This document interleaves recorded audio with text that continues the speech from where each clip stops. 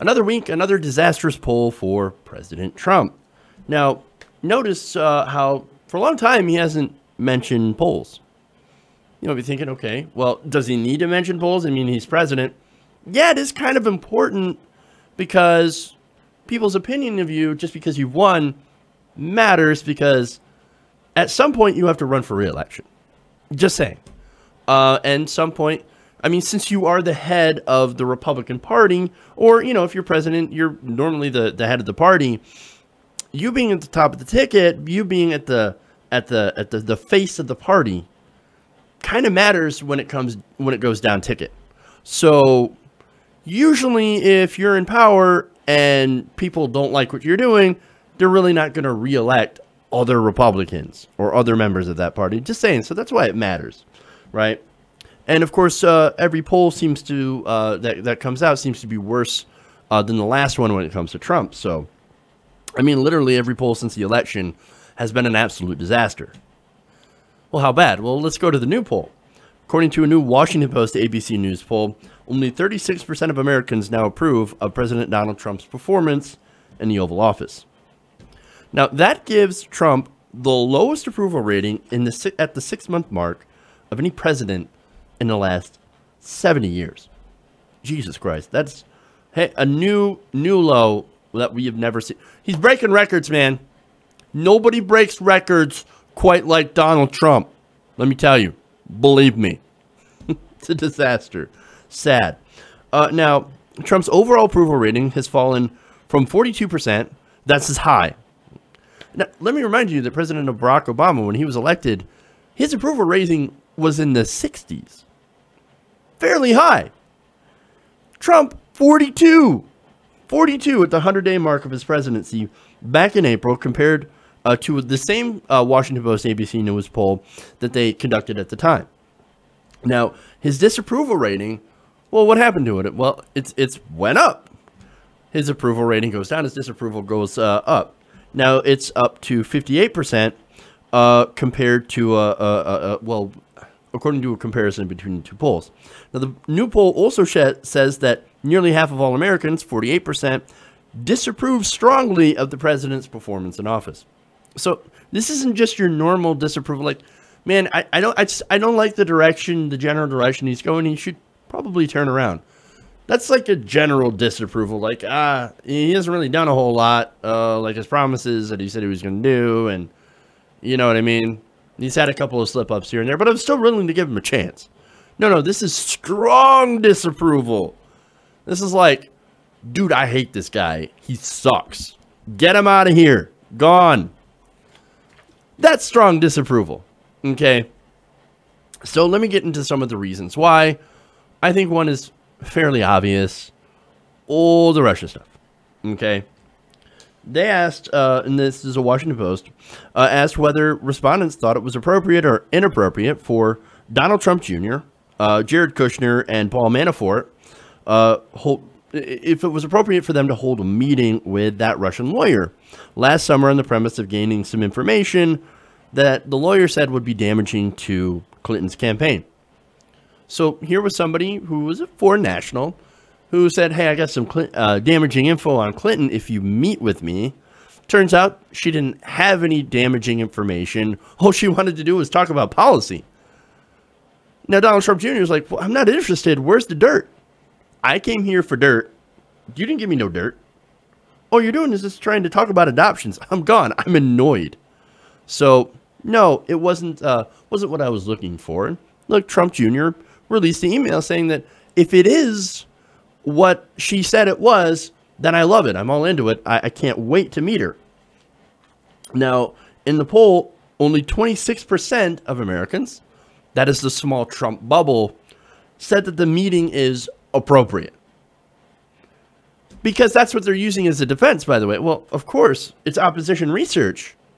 If it's opposition research, then yeah, absolutely. It's not a crime because it's just oppo research.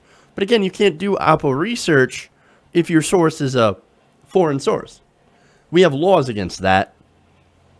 And when you get information from a foreign source, that counts as a campaign contribution, which of course you can't take foreign campaign contributions from foreign sources. You can't do that. We have laws against that. Now, what's interesting about this, by the way, and just as a side note, is that he didn't, if he received any information of value, which apparently he did not, that's how it would be illegal. It's collusion, but whether or not that collusion is illegal is the question. And so far, we haven't really found anything that is illegal in that, collusion with that Russian lawyer. Now, in addition, 60% said that they believe that Russia tried to influence the 2016 presidential race. Now, let me ask you a question. If you were Russia and you had interest in the Middle East, wouldn't you try to influence an election? Look, I know wherever America's interests were at stake, we had no problem meddling. And again, that whole question is like, oh, how dare you ask that? No, I'm kind of curious what people would think. Like, do you think if you had some interests and you thought, hey, maybe we could get this guy on our side and maybe help him out a little bit, would you do it? I tend to think that, yes, you would. Because, look, again, we're not saints here in America. We've done this same sort of thing a lot of times. In fact, we've done regime change in Iran and Iraq and Afghanistan. In order to, do our political objectives, we've gone way, way further than whatever doing propaganda, okay, or whatever Russia has been alleged to do. We've done far, far worse. So we've had no problem meddling in elections. So I'm just kind of curious why it's such a controversial idea to think or to investigate the possibility of another country doing the same. We don't know if that's what they did. We don't have any concrete evidence yet, but why not look into it, especially when there are some, some things that might make you think, right? Now, anyway, let's go. Let's go further into it. But before I go into that, actually, look, I'm not saying, and nobody's saying that that's the reason Clinton lost. Okay, look, Republican voter suppression did far more than any possible meddling by Russia, than any supposed interference, and even more effective at getting her to lose was Hillary Clinton's terrible campaign strategy, lack of a clear message, and focus on, well, I'm not Trump. So I got to put that disclaimer out there every time, because people think, no, you're covering for the DNC's failures. No, I'm not. The DNC's failures, you could document an entire list of how badly the Democrats and how badly Hillary Clinton botched this election and lost to Donald Trump. But you don't,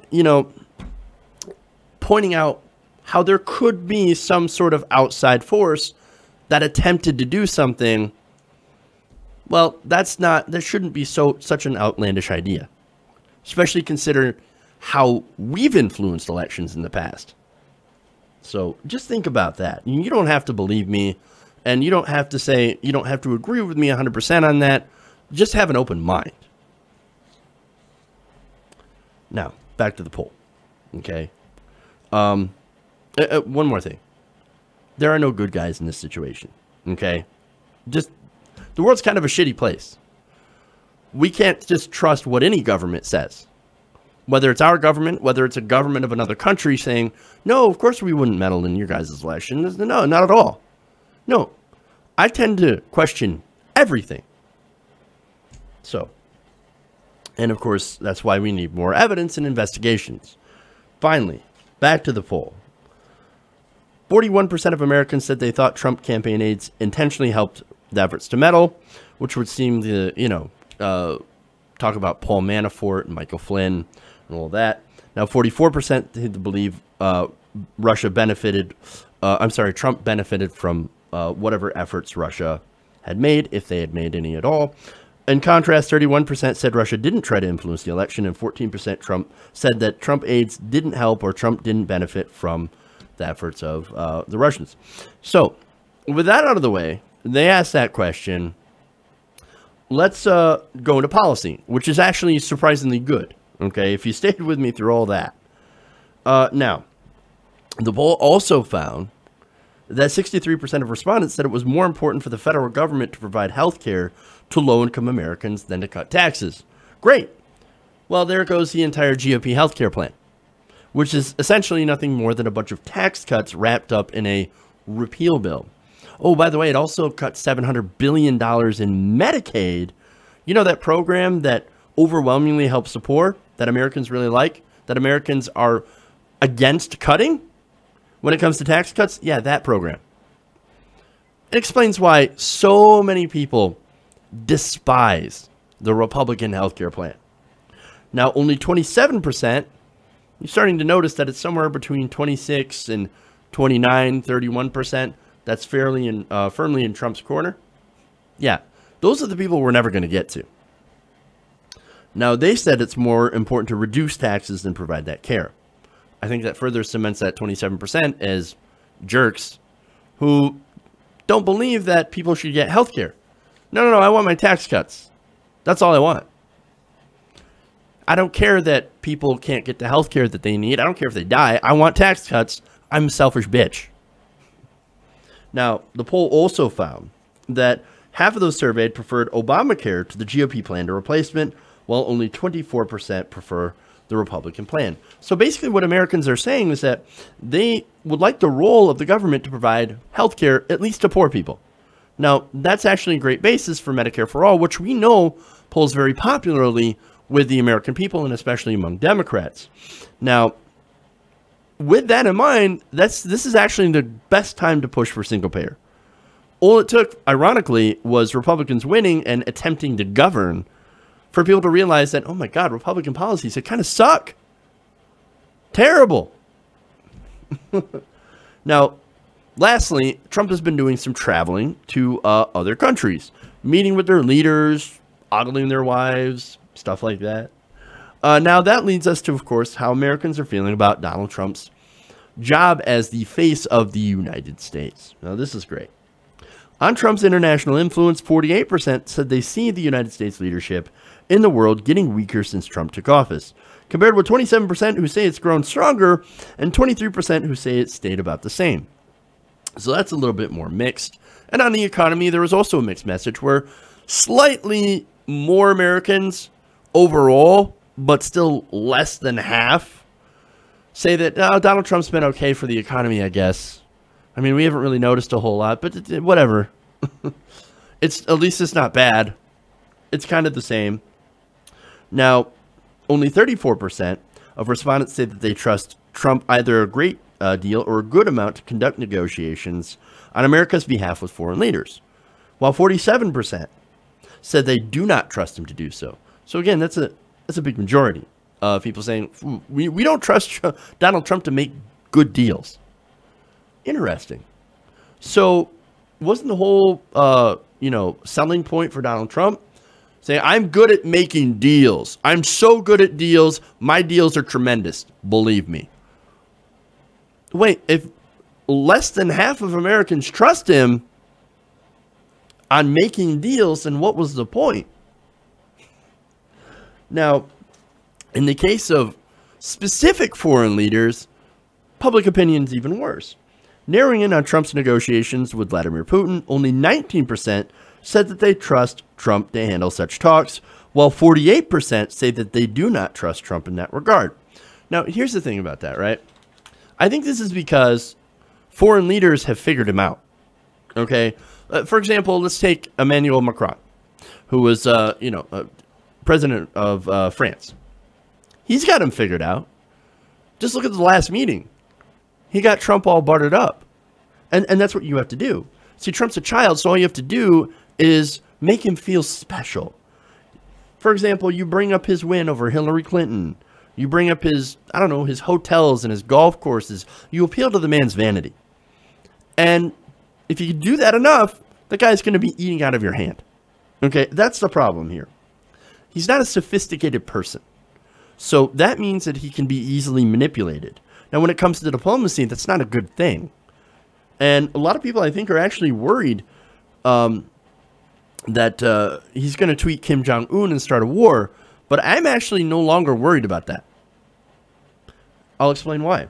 I'm actually more worried about him being manipulated and getting into deals that will benefit him and not the country as large, right?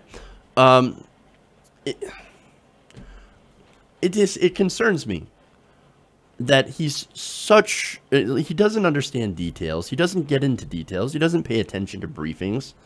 This is somebody that doesn't know what's going on.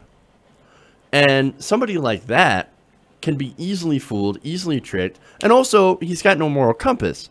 All he cares about is, I don't know, what helps me. So if I'm going to make a deal with a foreign leader, what do I get out of it? Not what does America get out of it? And is it good for the international community? No, what do I get out of it? Well, if I get something out of it, then I'll be more than happy to make the deal. And as president, he can actually do some of those things when it comes to diplomacy. So that's very scary, okay?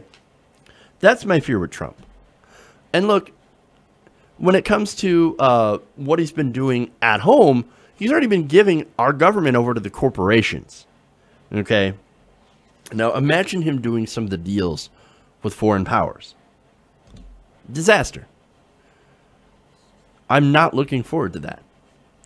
Now, all of this shows that, look, a majority of Americans, they don't like the job that Trump is doing. They don't like their health care plan. And they don't trust him to make any sort of good deals with other countries that will benefit America.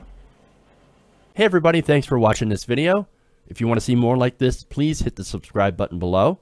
And if you want to support truly independent progressive media, please consider becoming a patron at patreon.com/TYTNation.